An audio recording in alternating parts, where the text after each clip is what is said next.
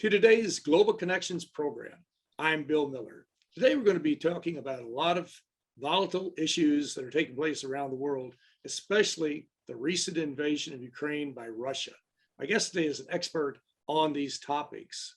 Dr. Gregory O is the Associate Professor at the Patterson School of Diplomacy and International Commerce at the University of Kentucky in Lexington, Kentucky, USA.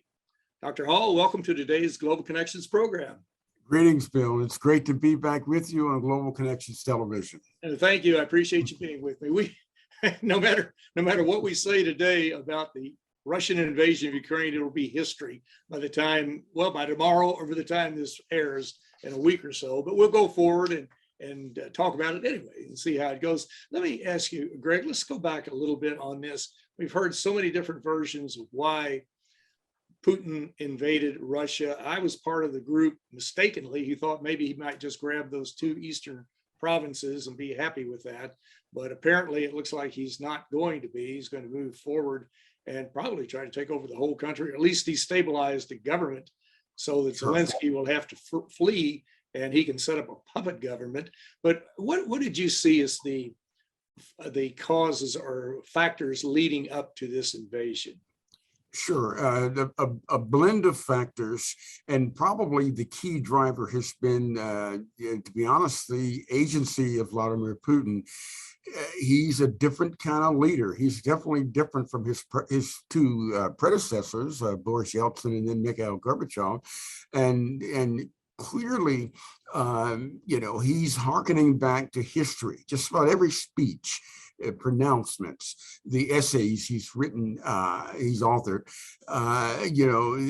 he's looking back at history, and so he's attempting to right some wrongs as he and his supporters see it, but also to reestablish something that was. And so it's the right blend of the timing, factors, actors, and frankly, a United States that is not really together with one voice politically on this.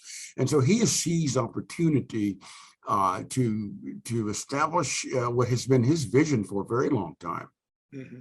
We're going to get into that in a minute, because this country, our country, is probably as divided or more divided to some degree than probably since the Civil War in the 1860s. So we'll get into that in just a moment. Let me ask you two other factors too that you hear bannered around. One was that Putin, and probably justifiably so, felt that NATO, North Atlantic Treaty Organization, was encircling Russia, and that he really had no buffer between him, his country, and the NATO countries, or some of the NATO countries. And the other was there's really a very worrisome rise of neo-Nazism in Ukraine. And there's a rise of neo-Nazism in the United States, which we will get into in a moment too. But how important were those two factors? Oh, Bill, they're extremely important. I looked back at an article that I had written in 1999, I think it was spring of that year, about NATO and its relationship with Russia. And I cautioned there, and it wouldn't take an expert to realize this, that the day would come, the right set of circumstances, the right kind of leadership, stridently nationalist, that things would come together in a way that one of Boris Yeltsin's successors would say, hey, enough of this NATO expansion, we really need to push back. I believe for Vladimir Putin, Russia stomached NATO expansion 1990s and beyond, but for him particularly, Ukraine and Georgia were red lines. And either on our side, we didn't appreciate that sufficiently, or we figured, well, we have the upper hand, we're more powerful, we can go ahead with this.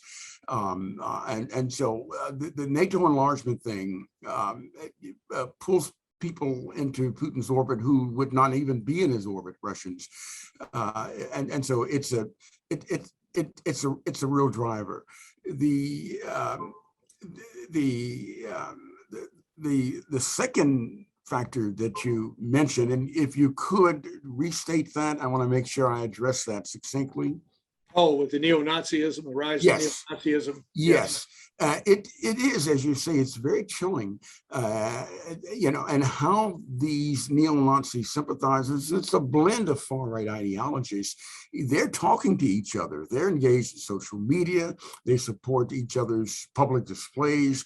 And Putin, in the essay he wrote last year about the sort of the togetherness of Belarusians, Russians, and Ukrainians, he talks a lot about this. And so he's beating the drum of neo-Nazi ideology, beating the drum of even the prospect of a nuclear armed Ukraine as a scare tactic. And he used these factors quite well in order to get people to go along with what he's trying to accomplish in Ukraine. Now, the United Nations has come down solidly opposed to this intervention. According to the Secretary General of the UN, almost everybody at the UN, to be quite honest, it's a violation of territorial integrity and sovereignty of Ukraine, regardless of how Putin views it. That doesn't matter. It's a fact that certainly Ukraine is internationally accepted as an independent country or independent republic. And so the question is, the United Nations can do some things, and there's so much negotiation going on behind the scenes at the UN. It's just mind-boggling. Mm-hmm. And we don't appreciate that, and we should. We saw it Indeed. during the Cuban Missile Crisis, and the UN plays a vital role to get these characters, if you will, these players together to try to defuse these problems. But what do you see as a role for the United Nations, the Security Council, the General Assembly, and as some people have said, there have been war crimes committed, the International Criminal Court, which is not part of the United Nations, but certainly was created by the United Nations. So what role do you see for them? Well, certainly, I'm going to tell you, it's really tough to have any hope or a productive role regarding the Security Council. That's the big project for global security that we're going to have to somehow figure out going forward. It seems like the more we get into the post-Cold War period, or the post-Cold War, whatever you want to call it, we're missing opportunities, and we're failing, to be frank, to establish a workable mechanism or to reestablish something. That said, the United Nations, particularly the General Assembly, and I think other bodies, some of the specialized agencies, that they can really make a difference right now. One, to use the bully pulpits that they have, but two, to try to lessen this burgeoning civilian crisis. People that are now refugees in their own country, people that are fleeing, as we've seen images today of thousands of people huddled in a subway there in Kiev, not knowing what's next or what to do. And so to focus principally on the burgeoning humanitarian crisis, I think that's the key thing the UN can do for now, and also keep pressing the great powers, the major powers, regional powers to take this on.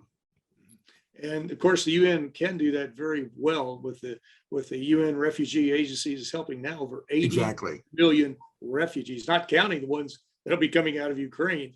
And of course, there are other United Nations agencies, the World Food Program, the UN Children's Fund to provide maternal and child health care, the World Health Organization for health items. So the UN does have a broad array of agencies and programs that can be of assistance, but you hit on a critical one. That's with the Security Council. And of course, we saw that when the United Nations was created by the victors of World War II, who were the United States, the United Kingdom, France, China, and the old Soviet Union, they set it up to where those five victors had a permanent veto. They're permanent members of the UN Security Council, and any one of them can veto a resolution, which has been very problematic over the years. We know.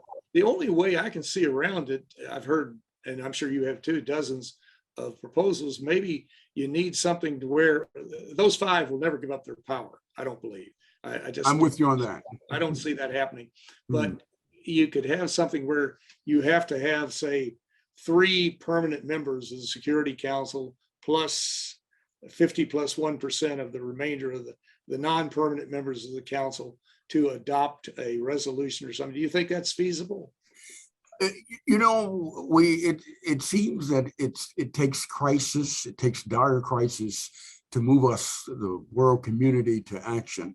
I think we need an even more engaged global public. I think all the way back to the breakup of Yugoslavia, that frankly was not handled well by the EU. Sort of UN and NATO stumbled into that. We look at the different interventions, and it just issues regarding self-determination, recognition, peaceful resolution. You think of all the charter principles. It's so uneven the way we're applying, and maybe the world public with key players.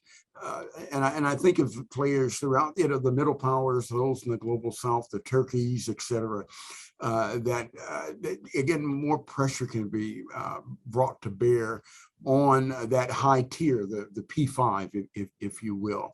But wow, it's going to be hard, as we well know, to get any movement from them. I mean, it's something, the history of the United Nations, in large part, is the history of the fights among the P5. Mm-hmm.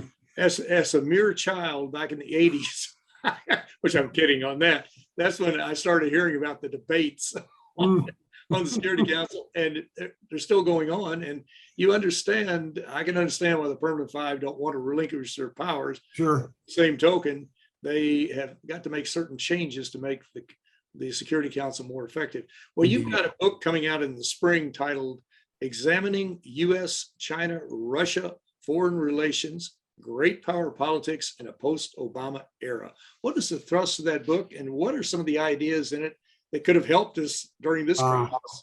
Well, interesting. This book is a follow-up to the 2014 study, the Strategic Triangle, which I've been kind of playing around with since the late 1990s. This idea of this sort of Nixon instigated, triangular politics relationship with the old Soviet Union and China, that it became an important mechanism in those latter years of the Cold War. And so the initial book basically takes that strategic triangle concept and applies it in the sort of the latter years of the Cold War and the early post-Cold War years, if you will. And I have found that on many occasions there is almost an amazing level of coordination, collaboration, even among the axes that don't get along well: U.S., Russia, U.S., China. And so, I study this coordination, the motives, different third actors like North Korea and Iran who go in and out of the triangular relationship. And this forthcoming book picks up on that strategic triangle concept into the second half of the Obama era to the present time. And very interesting, what I find is that the domestic environments of the big three, I call them the big three, domestic issues more and more are tied up in this triangular politics. And so this has helped me to understand, the evolution of Trump on the US side, Putin, Xi, if you will. And so this follow-up study focuses more on agency, focuses more on how the domestic dynamics in either environment gets tied up in their discourse, in their diplomacy even, and there are many examples of that. And then, of course, where this might take us moving forward. And this Ukraine conflict, initially I classified or categorized it as a salient conflict, but it could be moving to what I consider critical level conflicts, particularly as NATO more and more amasses more troops, more firepower, just, in that eastern flank. Well, you're watching Global Connections Television, which is a privately funded, independently produced program. The opinions expressed on Global Connections are solely those of the moderator and his guests. We'd invite our viewers to go to our website at www.globalconnectionstelevision.com to view previous programs. Also, if you're involved with the PBS or community access television station, perhaps a podcast, or an educational institution that has an intra-campus television hookup, or you just have a computer, you like our shows, and you would like to share them, please feel free to do so. Global Connections Television is provided at no cost as a public service to help us better understand international issues and how they impact our lives. Today, we're taking a look at one of many major international issues, and that's the recent invasion of Ukraine by Russia, to identify what were some of the causes and what can be done about this, as well as looking at a few other issues. My guest today is an expert on these topics. Dr. Gregory O is the Associate Professor at the Patterson School of Diplomacy and International Commerce at the University of Kentucky in Lexington, Kentucky, USA. Dr. O, you were talking about this strategic triangle. Let's spend a moment or two on that. You're talking about Xi, the leader of China, Putin, leader of Russia, and the former president of the United States, Donald Trump. How did you see their interaction? We could probably write a whole book on that. My. But just in general terms, from 30,000 feet looking at them. Sure. Well, agency is agency, meaning the personalities, their preparation, the things that people bring, their attributes, the character, et cetera. A lot of that is in place no matter what. But there's been, as the international global order has transitioned, and it is in a transition towards, a more sort of multiple powers, multiple players in that regard. And that the U.S. in ways is, I say, plateauing as a great power, not necessarily receding, but plateauing. And of course, China is right there on its heels. The opportunity for leaders and leaderships to play an even greater role, to if you will, to shift the agenda, to take certain moves, there will be more opportunity for it. And I'm seeing that in these interrelationships. And I consider Vladimir Putin, who came to power early 2000, Xi over a decade later in China, and of course, Donald Trump as being pivotal players in different ways. They are, if you will, they're changing the game. And they're having impacts that I think will still be significant even after they're gone. And it's interesting, the U.S.-Russia relationship and Donald Trump, he gave that, if you will, a stamp, a contour that we've never seen, frankly, since there was a Soviet Union and since its collapse. So these actors are having, great impact, and I don't think that's really been fulfilled yet. Meaning that there's more to come. 2020, many of the foreign policy analysts felt that there was an imbalance there. Xi was very knowledgeable, dedicated, tough as nails. Putin the same way. Donald Trump didn't. He wasn't qualified, or he wasn't characterized that way. No, he was characterized as basically someone who was doing Putin's bidding. He was not that tough on China. He gave the impression he was, but he really wasn't. When you go back and look at what he did, he had a bromance with the North Korean dictator. Talk about how they were in love, and he would talk about how we've denuclearized the Korean Peninsula, which was not true. Talked about how we could rest at night without worrying about the North Korean nukes, and they were building nukes every day while they were duping him. And so he really, to a large degree, is based on a lot of the reporting, he actually was sort of a useful idiot for the Russians and the Chinese. How do you perceive that? He almost, you could argue, that he helped weaken this country. He certainly did. I mean, he put more money into defense, but when you're losing allies, you're trying to destroy your NATO allies there, you're not strengthening the country, you're weakening it. It's hard to argue against that assertion, Bill. Some time perhaps was lost in preparing for this eventual sort of retaking or the total takeover of Ukraine. Ground was lost on settling, reestablishing, if you will, a better trade relationship with China, or at least some understandings. And I think overall time was lost on issues that are of import to us all: arms control and nonproliferation. Time was lost. Now, Trump had an interesting proposal about regarding China becoming a part of these deliberations on arms control. And that, rather than just renewing INF, the Intermediate Nuclear Range Forces Treaty that was lost, that there should be something negotiated with China. Of course, China's on the record, well, we're not interested in that. That doesn't help us. But I think we lost some time, and Trump was a consequential president.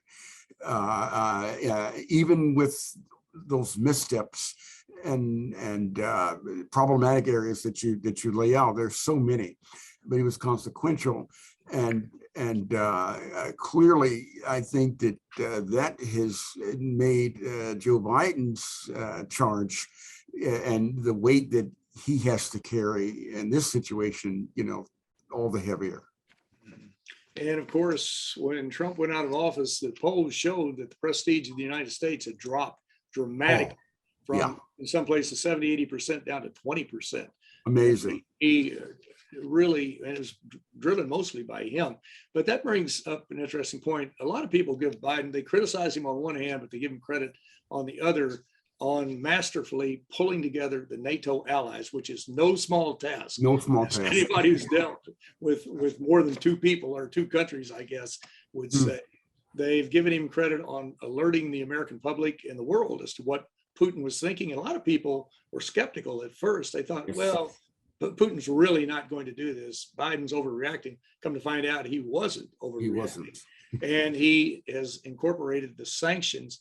But you've got a situation now where you almost have a group in this country that are actually rooting and cheering for Vladimir Putin. And well, just the other day, Donald Trump came out and said that Putin was very savvy and a genius at this intervention.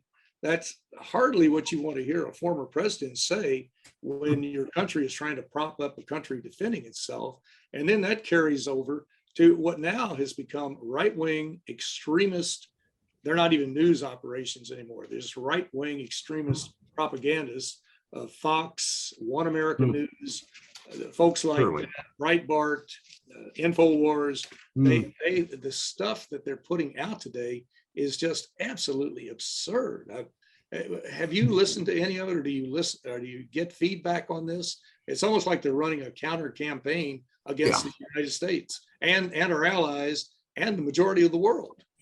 I get people commentary, feedback all the time. People are puzzled. People are dismayed. There's a lot of dismay, and more than a few of us realize this doesn't help the cause, so to speak, and that the cause of sovereignty, the cause for standing on the UN Charter principles. That this doesn't help the situation, and should somehow this turn into a sort of a direct military campaign involving the U.S., and who knows, it could. It's on the doorstep of the eastern flank of NATO. How does Congress stand together to support a greater effort, whatever that would look like, if you have all this going on in the media? It's terribly troubling, and it's led by a former president, and clearly the historians are going to have a lot to grapple with and parse when it comes to that. This is led by a former president. It's hard to have words. It's almost inconceivable. You're right. Exactly. It is unbelievable. And even some prominent Republicans years ago were questioning what did Putin have on Donald Trump? Was he blackmailing him? On the Putin's payroll? And those questions have never been answered, but we're certainly seeing a lot of visible action on his part and a part of the media group that support him. At least for the moment, they support him. But Dr. Hall, this has been a fascinating conversation. And there are so many other issues we could talk about: the Iran nuclear deal, Taiwan, climate change, but we'll have to on that right for another day. But I want to thank you so very much for a very interesting and a very informative program. Thank you, Bill. Great to be with you always. Thank you.